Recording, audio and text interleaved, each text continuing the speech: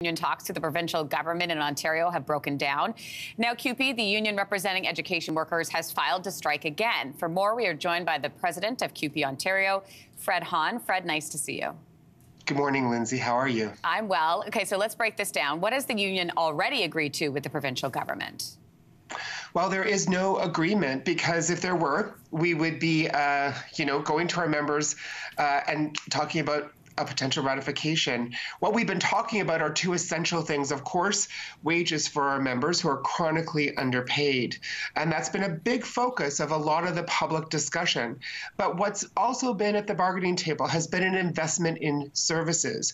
We know that the provincial government cut money in funding to school boards, almost $1 billion.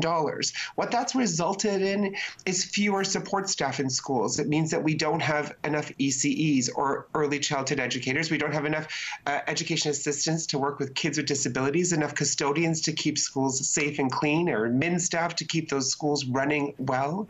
That's really the focus now, is to get investments back into the system so that we can have more education workers to give students the supports they need to succeed. Fred, can I ask you, though, did you not agree on wages with the province? What we finally got agreement on with the province is that they wouldn't push for a two-tiered wage proposal. They were pushing for different arrangements for different workers, and we've always said everyone should be treated the same.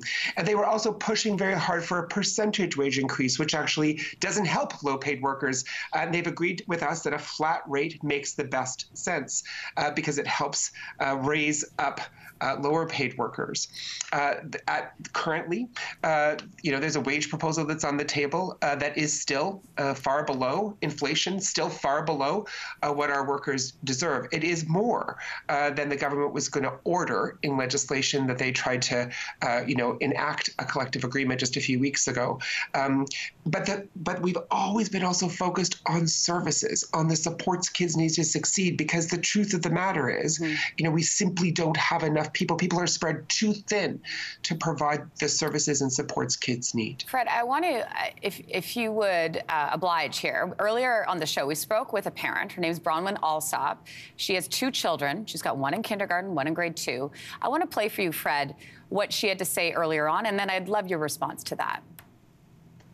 I'm just absolutely ashamed of everything. There's nothing to be proud of right now, because I'm watching everyone fighting and arguing on both sides for more, like kids aren't even humans that are being brought into this equation of suffering. I'm sick of it. Our kids need to be in school. Fred, what's your response to parents who say that? Well, look, I would remind everyone that a bunch of our members are also parents. They have kids in the system as well. And this parent has a child in kindergarten. She hopefully has an early childhood educator in her class. That's not the case for many classes, far too many across the province. We now have 1 adult in a class with sometimes 25 little ones. It simply is an impossible situation. We also have parents of kids with special needs, kids who've been designated as needing one-on-one support, who don't have that support available to them because there aren't enough resources to make sure there are enough EAs. And Fred, I do want to point out that mom, which I didn't tell you, that mom does have 2 kids with special needs. So what is this going to take? What needs to be done? What needs to be done is for the government to actually invest in services. The minister is quoted on Twitter as saying that they've somehow committed 1,800 new jobs. This is news to our folks, by the way. There are 4,800 schools across the province. 1,800 new workers would be like a half a worker a school. There's money available to do this. This is about choices. The government made choices to extend tax credits. They've made choices to provide independent resources to parents to hire private tutors. They can make a choice to make an investment to make sure that our kids have what they need to succeed. There's nothing more that education workers would like to do than to stay in schools and to provide those supports to kids. Fred? But they also know it's impossible to do that without more of them there. Listen, we appreciate your voice on this. Thanks for taking the time to talk to us today. I now want to bring in the Minister of Education, Stephen Lecce, who is also joining us. Minister, you were just listening to that too. How do you respond to what Fred was saying? Look, I think most parents are very confused by why exactly we're here today. The government was asked by the union to withdraw Bill 28, the legislation last week, which was introduced on the basis of the union deciding to strike 2 Sundays ago. because on that day, they were demanding an 11.7% increase every year for 3 years in salary increases. That's why they striked that Sunday. We then introduced legislation the day after. And then here we are today when the union said, withdraw the bill, provide a flat rate of salary, don't differentiate it so that we give more to the lower paid, one flat rate across the board. They asked us to maintain the pension, the benefits, and sick leave program, the best in Canada. And they asked us for no concessions.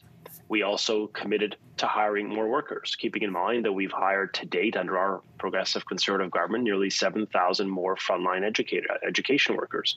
We're going to hire and maintain critical staff, 1,800 more every year over the course of the contract. And yet, to be in a position today where I'm coming here on your show, when we have fulfilled all of the obligations, I mean, literally, we were asked for higher pay, a flat rate, withdraw the bill, and we stayed at the table. That was Monday, we withdrew the bill. And here we are 2 days later, and they're already on a path to a strike. I just think it's unfair to children, and I am very disappointed because that mother who was on the show, I think, underscored a real truth here.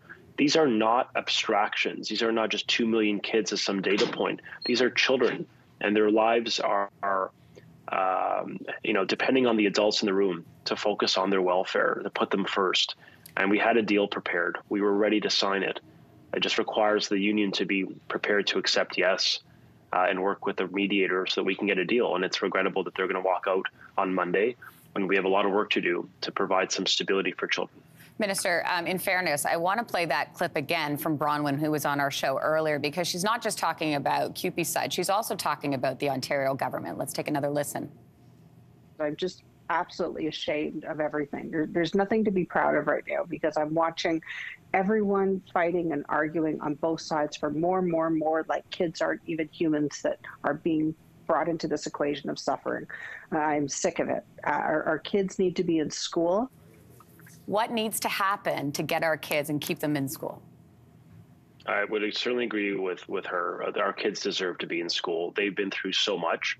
And I think much of this debate and the conversation has been about salaries and benefits and entitlement programs and not on the interests of children. I share the concern and the disappointment, and I know I have a role to play too, which is why we're going to stay at the table to your question and work very hard through the private mediator to try to get to a deal. What we have provided was a significant increase in salaries of $335 million from last week. We've gone to a flat rate.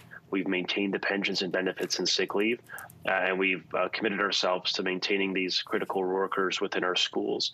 We have increased funding this school year by $650 million more dollars. We're really trying to underscore willingness to get this right. Obviously, when the yardstick keeps getting pushed out and new demands are imposed in the last minute, it creates complications at the table. Why not go to arbitration, Minister? Well, the parties are working through a private mediator, an individual that worked with this union in our government just 3 years ago. We were able to get a deal when there was an impasse then, too. I think there's a path to do that here.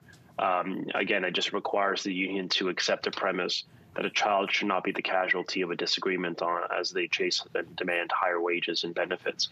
Their workers play a critical role in our schools, and we thank them for that work. It's why we've hired 7,000 more of them. It's why we're going to continue to maintain 1,800 more within our publicly funded schools. It's why we're increasing their wages. But I just think a lot of the conversation needs to be about the interests of children who have faced an extraordinary level of difficulty through the pandemic and the strikes the unions imposed just 3 years ago in this province. And I just think they're the ones that pay the price. They are the casualty of these strikes. And if the union is committed to the children that we serve, then they will not walk out on them on Monday. Thank you, Minister Lecce. We appreciate your time. Thank you. All right.